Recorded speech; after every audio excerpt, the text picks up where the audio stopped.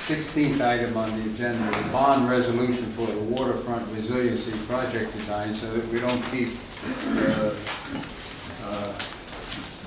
Kristen and the consultant. Why don't you just come and speak to that?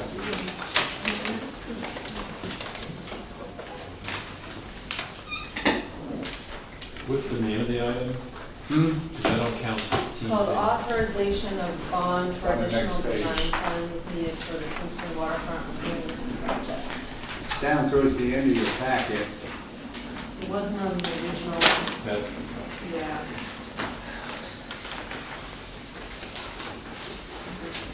On the original? Well, This is where you're asking for the the- agenda hadn't made it from Just our to, online. just to frame it, what I understand is you're looking for an additional bond of $27,470 for additional design work to cover some capabilities that were not initially considered. Is that right? Yeah, essentially, Okay, you take the design, the purpose of this project was to work on shoreline stabilization from the 9W bridge on the waterfront to the end of the Cornell building. And it's about 1,200 feet of shoreline, and we've been working on the design project for about 9 months. Initially, the design was not necessarily to accommodate certain kinds of boats, but then as we've gotten deeper into the design process, we have a project advisory committee, which some of the members are here tonight, from Rabbi Nucci and from Jim and Bob from the Hudson River Maritime Museum. It was determined that we really want to be able to accommodate larger boats in the waterfront, and so I'm going to pass around some of these pictures of the kinds of boats that have already been coming in to the city. There's a cruise ship that came in, I think, 7 times this past year, and so we want to be able to design the shoreline stabilization to accommodate these larger boats. And to do that, we have to increase the design costs because there's different engineering challenges, which Ruben from McLaren could speak to. Yeah, thank you. Members of the committee, I'll just speak to the community aspects and the economic development aspects that are associated with the cruise ship. But the crux of the matter is additional fee that's being asked for engineering design. And what the reason for that would be is going back to the original grant application and the subsequent contracts, the agreement between the city and Department of State, the agreement that we have, the contract that we're under. It was essentially, as Kristen stated, was a shoreline stabilization, essentially a replacement in kind, looking at the docks, looking at the bulkheads, the existing conditions, and rebuilding and stabilizing that. In doing that, neither the grants nor the contracts had taken into account these larger ships. As we have been going through and working with the Project Advisory Committee and with Kristen and the offices downstairs, has brought that to the forefront. So what we've done is we put a halt on the design that we had and have looked at what is it going to take to design the new system, to design the replacement bulkhead to be able to accommodate one of these ships that's upwards of 300 feet long. So from an engineering perspective, in a nutshell, is that everything we were looking at was basically designing for craft that's 40 feet, the private boats, the pleasure boats that you see on the docks and in and around the docks that are there now. And the difference is, from an engineering aspect, the forces that come from those are almost incidental with regard to the water, the actions of the Rondout and the Hudson with respect to the anchoring of the docks and getting everything that's there to work structurally as a marine system. When one of these 300-foot ships is brought in, it changes the whole dynamic of the waterfront in terms of the structural engineering. And so the difference in what we're looking for the additional fee is to be able to accommodate the additional design that goes into reviewing passenger loading and unloading, which again, on the smaller craft is incidental. It's not something that's in our typical engineering practice when we would do a waterfront design of the type that was expected under the grant and subsequently the contract. The dock system itself, again, it's incidental, where with the smaller ships, we don't do extensive design on the dock that's there with respect to having this additional, again, 300-foot ship. It is now something where we need to take that into consideration and do an analysis of what the reactions of the docks on the waterfront, the craft on the docks. It's orders of magnitude larger for impact loading, for wave action, and that's where the crux of the request is for the additional design fee. The third part of it is environmental review. One thing that was clear in the concept designs that we had done, the way we had the wall and the riprap and stabilization, would not allow for these ships to approach parallel to the dock in the way that the owners of the properties would expect that they would want to have the larger ships come in and be able to bring them in. So it will have, if not a major change, it will at least have a different analysis in terms of how how the environmental aspects of the permitting of this new design would be. And then the mooring of the ship itself, just anchor, how is it going to be held either in the wall or with bollards that are inland, that are going to be much more forces on those structures, which again we hadn't planned for in the proposal because it hadn't been explicitly planned for in the grant. And I think part of it is that like many other communities, when the grant was written, estimates had to be made to be able to get the grant. But as the project has developed, it's developed in a way now where there's a much better understanding of what's being sought in the design, where, again, to no fault of anybody, when that grant was written, I think that it was done very well. But in order to receive the grant, there's certain assumptions and estimates that had to be made to get, they want to see everything to the end of what you think as a city it's going to be to get you to design and construction. But until you get into that design development where we are now, you don't really know what that end state is. So again, that's, from the engineering perspective, that's the summary of the additional fee that's being requested is for the additional engineering to accommodate these ships. Thank you for that summary. Steve? Yeah, I mean, I've seen this, the new designs. We've had discussions about this. I've been in on the discussions. I mean, I think the new design is critical to the continued development and stabilization of the waterfront down there. We're getting more and more opportunities for larger vessels to come in here. Kingston is, it's a big attraction now. People want to come here.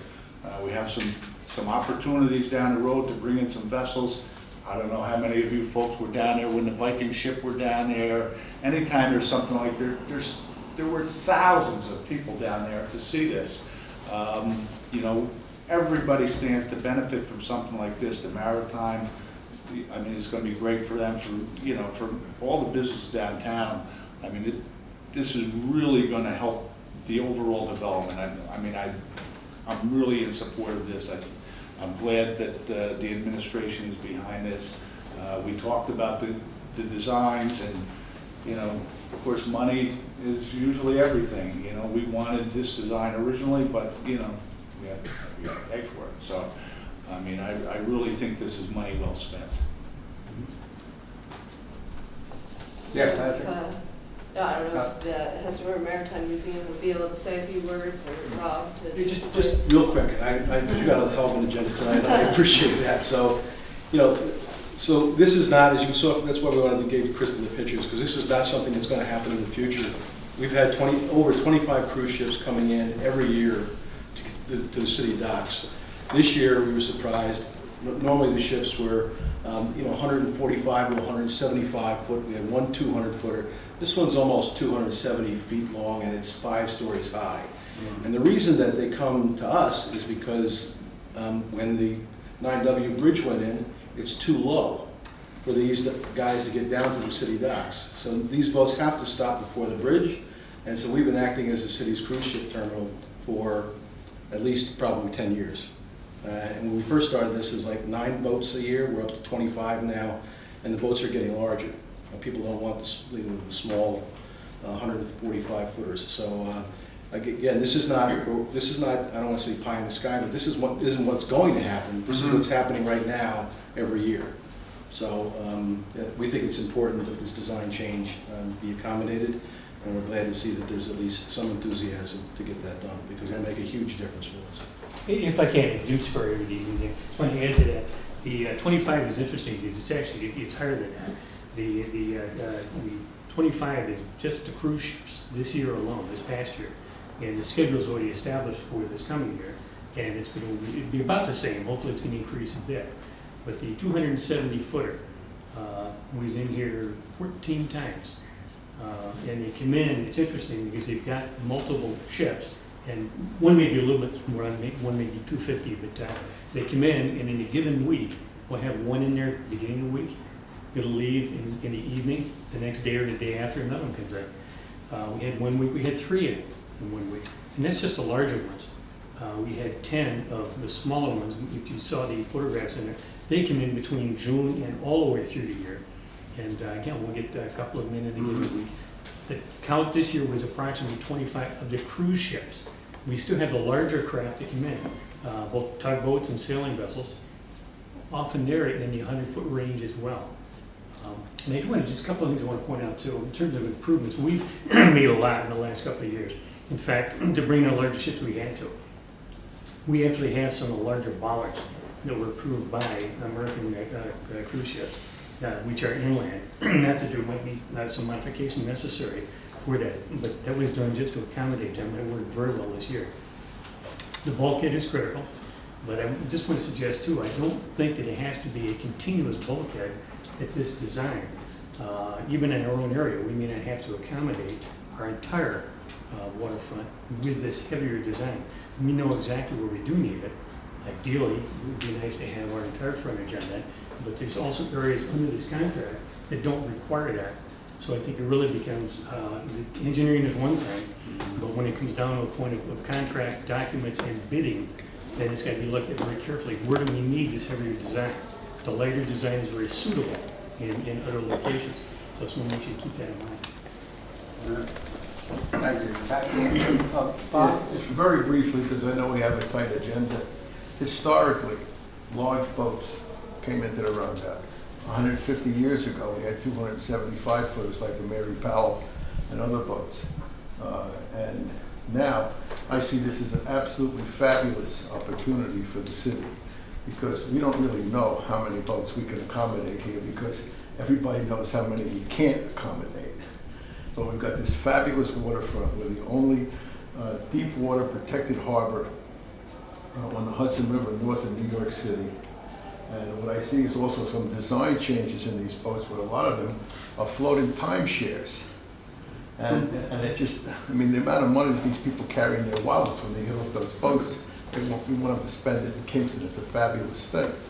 Now, for the last decade, I've been in discussions with a Dutch company that is a family-owned company that owns 27 large ships, tour ships that they operate on the the European rivers. Their principals have been over here. They met with Steve Finkel and Mayor Satile, and they've been in touch with me ever since. And they want to establish a tour ship base here in Kingston. They're willing to, put all of this in writing. They already did put this in writing when they wrote a letter of support for the CFA grant, which is the subject of the money that we're spending here now. So it's already on paper. And they contacted me within the last 2 days, and they said they have new designs which are completely fossil fuel free. They're hydrogen and electric. 275-foot cruise ships. They want to build them in the United States because they have to build them in the United States under the Jones Act. They have to be crewed with American citizens. 85% of the vessel has to be built in the United States, and they want to base these in Kingston. We're not just talking about 1 or 2 boats. They're running 27 boats in Europe, based in Holland. They're saying that they will put Kingston on the map worldwide in this area. They just want an opportunity to do it. And I'm happy to put the administration in direct contact with them and so forth, and to continue this. And, you know, from an ecological point of view, from an environmental point of view, having electric 275-foot tour vessels, it's never been done before. We could do it first right here in Kingston. Patrick? Thank you. Wow, this sounds fantastic, guys, and I can't wait to see it. You know, I got to go down there and see these boats. I haven't been down there when one of the big ones are in. Do you know how many passengers are getting off the boats now? Do you actually make it count? I mean, it's not. I know it's not U.S. Customs, but I mean, do you guys have a count with passengers? So the bigger boats are between 250 and 285, depending upon, you know, whether there's two persons in a stateroom or one person. And the smaller ones, the 145s to the 175s, are around 125 to 150. Are these shallow boats that are coming in? That large one, Jim just told me, I was amazed. That large boat has a draft of 8 feet. That's it. That's it. Yeah. So they're shallow bottom boats. 8. They're shallow bottom boats. Yeah. And Rondout is almost like perfect for that. It Correct? is. I mean, It's amazing, right? that you we step have off this our docks and asset. you're in 20 feet of water at low tide. And they were able to take the 270-footer and turn it around in the creek. You can turn it right around there, right? Yeah. Now they have to adjust up, go a little bit further down. A little further down. They can And turn with it a little work, you may be able to get a bigger boat in there, right? Or the tugboat, we could, yeah. With a tugboat, you Yeah, can just move them around. just move them around. Well, this sounds wonderful. And I think we should definitely, as Steve said, I think we should pursue this, no doubt. We have a committee report from Grants Management, a request to approve bonding in the amount of $27,470 for additional design costs for the Kingston Waterfront Resiliency Project. Motion. Second.